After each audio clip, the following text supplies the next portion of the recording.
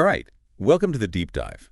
We're diving headfirst into a really fascinating collection of material you sent us, and it all revolves around the intense experience of preparing for and actually living on the International Space Station, the ISS, for a long-duration mission. Definitely long duration. Yeah, long, long time. What really stood out to me from what you sent was the multi-year commitment involved, the globetrotting training, and the fact that you need this huge network of support to make something so massive actually happen. So we're going to dig deep and hopefully extract some insights about the dedication it takes, the meticulous planning, and the surprisingly big community it takes to pull off an ISS mission. You've given us some really cool stories to unpack and human moments to explore, so let's jump in. It really is remarkable the scale of everything involved in a mission like this. It is. And it goes way beyond just the science and the technical achievements, which is usually what makes the headlines. One of the first things that hits you is just how long you're signing up for. Yeah, that initial phone call back in 2007 when the astronaut gets the assignment from Steve Lindsay. Yeah. I mean, can you imagine getting that call right? Being told you're going to space, you're going to live there for months. It's got to be surreal. But then Lindsay, right away, adds this key point. He says, this is a big decision, and I know you'll need to think about it. You're looking at a multi-year commitment. That must have been a bit of a reality check, even in all the excitement. Absolutely. It just underscores the long-term commitment and how it's not just about the time and space. It affects the entire family unit. It's a profound level of dedication. Yeah, a huge commitment. And it wasn't just those 6 months on the ISS that had to be weighed carefully. I mean, This astronaut, she dreamt of an ISS mission for years, even though she was originally told to get ready for a shuttle flight. So this assignment was a big deal in itself, a real shift. But the weight of that decision, it really becomes clear when we factor in her family. Her son, Janie, he was only 7 at the time. So we're not talking about just mom being away for half a year. We're talking about years of training in Russia, Japan, Canada, and all over Europe. A massive undertaking for her and for her husband, Josh, and for little Jamie for sure. And thinking about it from a broader perspective, it really highlights the personal sacrifices that come with professions like this, so demanding and intense. It's more than just individual ambition. It really ripples out and touches the lives of the people closest to you. Absolutely. And the astronaut, she really struggled with the question that I think a lot of working parents can relate to.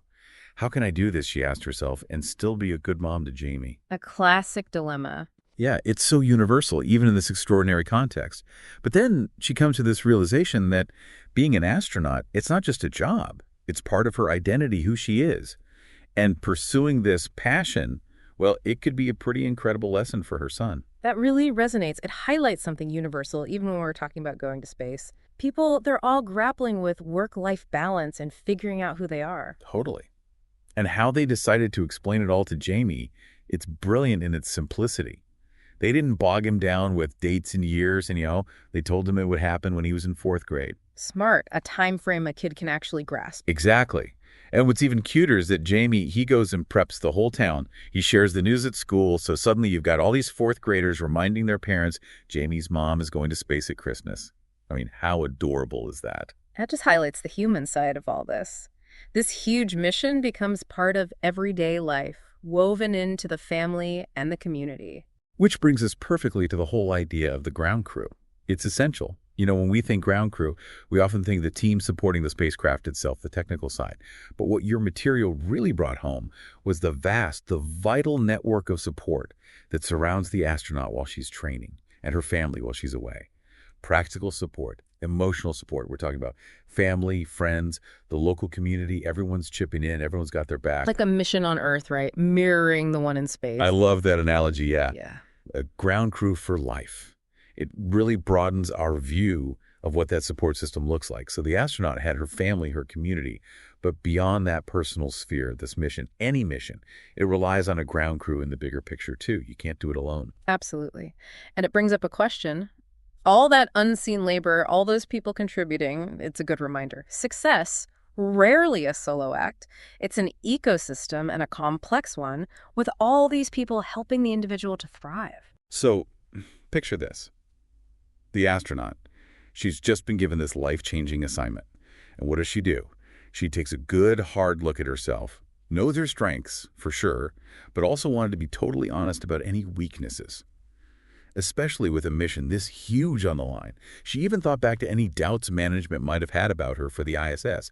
Like, she mentions being grounded after her second mission because she was pregnant, then the Columbia delays happened, and then there was a whole hurdle of getting her EVA certification. EVA, just for our listeners. Extravehicular activity, basically a spacewalk.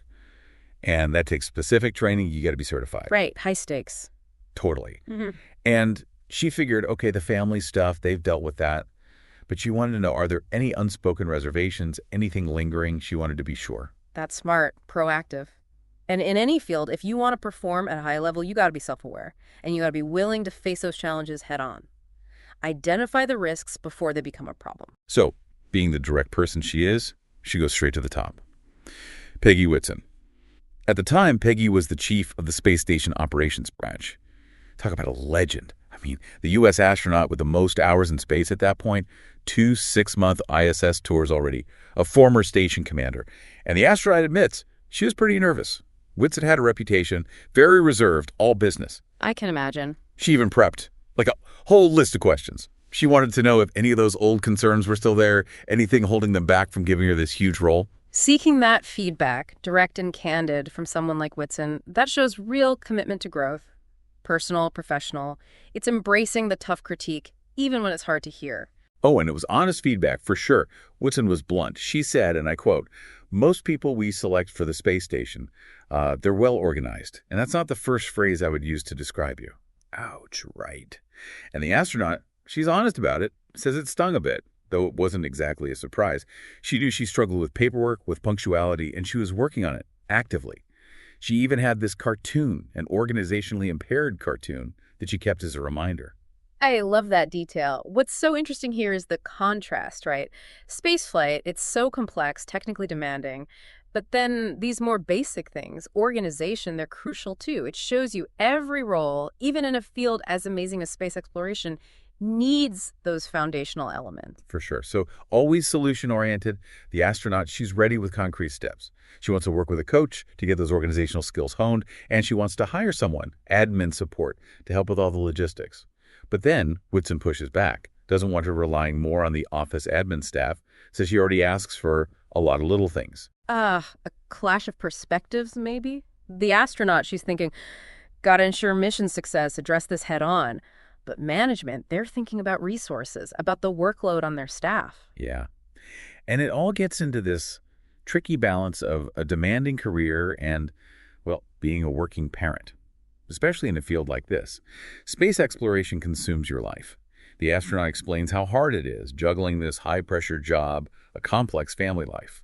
And sometimes the system, those government regulations, they don't quite fit the realities of modern families. Like, she's an example needing a travel stop in Massachusetts when going to Russia. Yeah. Legally allowed, but created all these administrative headaches. And she makes sure to say how much she respects the admin staff, that she tried to minimize the burden, but admits, yeah, there were probably times she had to push because time was always so tight. Connecting this to the bigger picture, it highlights what so many working parents face across professions. The workplace, it's not always set up for the way families live now. Right. And then there's this pressure in astronaut culture, unspoken but very real, this emphasis on being self-reliant. You don't want to be high maintenance, especially if you're a woman or if you don't fit the classic image of an astronaut. People are watching, you're under scrutiny, and she's astute. She noticed how men and women handle family stuff differently. Women, sometimes they quietly figure things out, don't want to seem less capable. Men, more direct with requests, less worried about their competence being questioned. She mentioned Julie Payette, another astronaut, as someone who could relate to these pressures. A good point. Maybe it's unconscious bias, maybe it's different expectations based on gender or how well you fit the culture. We need more understanding, more empathy, and equal support regardless of your personal life. Yeah, well said. And the astronaut, she briefly touches on some bigger issues. Potential sexism, for one. And she thinks the astronaut office, they need to understand the impact these long missions have on families. And just society-wide, we're not great at supporting modern families, especially in demanding workplaces. She's right to point that out. These problems, they're not just personal failings. They're symptoms of bigger cultural and institutional issues. Makes you think about the systems that create these experiences. Absolutely. But despite all this, she's firm in her belief that needing help, asking for help, doesn't make her less capable, less valuable to the mission. She even quotes Scott Kelly, another astronaut, who said she was willing to ask for things others wouldn't, but that she was also always ready to help in return. That, quote, it gets at the heart of a good support system. It's give and take. And it pushes back on that old idea, asking for help equals weakness. Such a great quote. Healthy support systems, they're all about that balance, the giving and receiving. And that leads us right to the unsung heroes, the people who make these missions happen. The scheduling goddesses, as the astronaut calls them. Yeah. These are the folks who do this insanely complex job, fitting astronauts into this ever-changing puzzle of training, travel, a million commitments. Paper schedules became computer systems, but it's still chaos. Organized chaos, hopefully. The astronaut, she's full of admiration for them, their calmness, their lack of judgment. Mentions Alicia Simpson, Karen Floyd, who were crucial during her ISS training. Highlights a key point. These support staff, often invisible, they make it all work. Their skills, their flexibility, they're the backbone of the whole program. Totally. And the astronaut, she had this especially close relationship with Erlinda Stevenson. Describes her as charming, super organized, her handwritten schedules super detailed. Erlinda, her role wasn't about sorting out the astronauts' family stuff, but she was always there with information, navigating the schedule. They had this mutual respect. And the astronaut, she was willing to change her travel plans, pay out of pocket sometimes to accommodate things, pool runs, for instance, or that 24-hour no-fly rule after certain activities. Shows you good working relationships, it's mutual respect, understanding the challenges. And the astronaut, flexible, committed to the mission, but still doing her best to manage her family life. Definitely. So she learned to be strategic, flexible on most things, but firm about the really important family stuff. She understood that even small requests could impact others, and she learned to be okay with hearing no. And when she was in Houston, Jamie with his dad, she'd take the less desirable shifts, nights, holidays, last-minute gaps, willing to pitch in, support her colleagues. And you can tell she really appreciated her. Linda says the whole astronaut experience would have been so much harder without her. It's that team spirit, empathy, and action. You recognize the needs and constraints of others, and you get a more supportive, more effective environment. So on top of all that, she had these amazing friends, Mary and Stacy. She jokingly calls them her wives, in a purely practical sense, of course. Mary's a pediatric surgeon, super accomplished, and Stacy's a pediatric oncologist and a science fiction author, talented writer. They became her rock in Houston, support system, home-cooked meals, much-needed adult conversation. And their advice, navigating the world of space exploration, which, let's be honest, is still pretty male-dominated, it was crucial. Mary, being a pioneering woman surgeon, she'd been there, done that. Those strong friendships outside your work bubble, they're so valuable. Different perspective and a real anchor emotionally. And there's this funny story about the boy apology. So the astronaut, she was teleworking and gets called into this serious meeting with her supervisor. She's freaking out, thinks her productivity is in question. Turns out the problem was her supervisor, he hadn't submitted his reports. And the next day, no apology, no explanation, just a casual, hey, there were some open P-38 seats if you're interested. Mary, she explains this as a boy apology. She told a story about this surgeon, a guy who, after Mary was proven right about a patient, didn't apologize directly, just made a random comment about the Red Sox. I'm seeing a pattern here. Right. So insightful. These indirect apologies, they happen all the time. Isn't it going to be so frustrating, professionally, personally? So listeners, heads up. Apologies, they don't always come in a neat little package.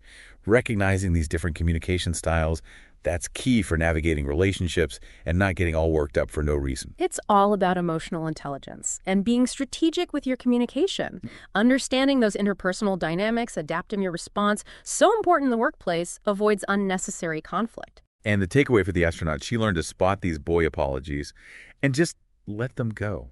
Save her energy for the battles that mattered. Change happens slowly, and you got to pick your fights. And it all ties into those outdated gender norms about asking for help, about giving a straight apology. Her girlfriends, Mary and Stacy, they were so vital, not just because they got the whole astronaut world, but because they got her. They made her feel seen, like they understood her, and they normalized her experiences, which were often pretty out there. And eventually, she introduced them to other women astronauts, and they formed this tight group. Mary and Stacy, they were the steady center, the hub of this wheel of friends who were always getting assigned all over the globe. That's beautiful. It shows the power of those connections, going beyond the professional, offering support and a sense of belonging. And this idea of needing a village, it pops up again and again. The astronaut, she thrives in communities. Her college crew team, her grad school lab, her ASCAN class, conferences. She even tells a story about this couple, Catelyn Donnelly and Hampton Watkins, back at MIT, who helped her with this tough French paper. Just shows you the support from her village. It spanned her whole life. The impact of these supportive relationships, it lasts. They give you practical help, sure, but also a sense of belonging, encouragement throughout your life. Now, here's the funny part. Packing. This astronaut, brilliant at flying spaceships, but packing, a lifelong struggle. Crewmates, friends, family, always coming to the rescue. It's hilarious, this contrast between her amazing space skills and this everyday task. So humanizing, right? Even these incredible people doing these extraordinary things, they have their everyday struggles. And having that community to help, that's what makes it work. And her travel mishaps. Comedy gold, like an exploding cocoa powder incident, a forgotten purple satin ball gown in Russia. Then there's the high heels puncturing a can of maple syrup, also in Russia. She even says these trips gave her chances to practice her Russian swear words. And friends helped with clothes, too, like astronaut Mark Polanski, giving guy or roommate fashion advice. Mary literally mailed her a sports bra to the landing site. Pam Melroy's closet, it was a lifesaver for formal wear. Stories of shared interview outfits. Yeah. Even Scott Kelly, you had a similar thing with his twin brother for clothing emergencies. It's a great reminder. This world of space travel, it's intense, high stakes, but there's this camaraderie, this genuine support between colleagues and friends. And the astronaut, she really emphasizes this. Seeking professional help, coaching, counseling. It's important, and it's becoming more normal. She talks about NASA's support, her own positive experiences with counselors, therapists, individual, and for her family, even a productivity coach named Meg Edwards. And she says this support, it was valuable during training and on board the ISS too. Such an important message. Taking care of your mental health, your emotional well-being, it's crucial, especially in high-stress jobs. Totally. Her child care village, it was huge. Fellow astronaut spouses, single women astronauts pitching in, and of course, family, close friends back in Massachusetts. Josh's mom moved to be nearby, and their friends, Bill Gibson and Diane Flaherty, always there with a helping hand. Their neighbor, Debbie Lane, had this after-school program that was a lifesaver, and her husband, Rick, tutored Jamie in math. It really paints this picture of community, all these people contributing in ways big and small, allowing someone to chase these huge dreams and still be a present parent. And there's this heartwarming detail, Jamie. He learned to ask, Mom, what can I do to help? Ah, that's great. And an astronaut, she circles back to this idea of balancing strengths and weaknesses. Her skill at flying the spacecraft contrasted with her organizational challenges. She says it's important to accept criticism, but not let it wreck your self-confidence. And she wraps up by saying, yeah, she asked for a lot of help, but she also gave a lot back. And all of it made possible by her amazing ground crew. A beautiful summary. It's about recognizing our strengths, where we need support, and using both to reach our goals, whatever those goals may be.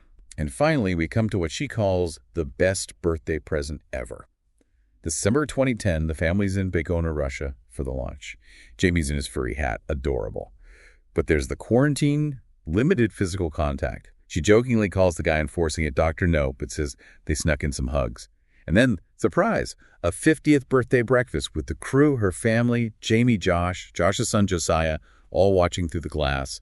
The excitement building, 6 months in space waiting, the best birthday present ever. That image, celebrating through the glass just before this huge event, so powerful. Its personal milestones interwoven with these amazing professional achievements really captures this incredible journey. So as we wrap up this deep dive, we've covered so much. The immense dedication, the meticulous planning, that's the foundation of any long ISS mission. We've talked about community, those support networks in work and in life. Without them, these goals, they'd be impossible. And then there's self-awareness, knowing your strengths, your areas for growth, crucial for any success. We've heard some surprising stories, those human moments like the boy apology and those packing disasters. They make the whole thing so relatable. It's really about remembering that even in spaceflight, in this world of technology and incredible feats, it's still those basic human needs that matter. Connection, support, understanding, belonging. Those are essential for success, for well-being. Couldn't have said it better myself. And that brings us to you, listener. We've heard about the astronaut's ground crew. Now, think about yours. Who supports you? Who lifts you up? Who celebrates your wins? It's about give and take in your own personal and professional missions. Think about where you're strong, where you might need help, and how your community fits into all of it. Makes you wonder, how often do we stop and really appreciate the people behind the scenes, those acts of support, the systems that make amazing things happen, not just in space, but everywhere in all parts of life? Great point. What are those unseen networks in your life? How can you be a better member of the ground crews supporting others? Food for thought.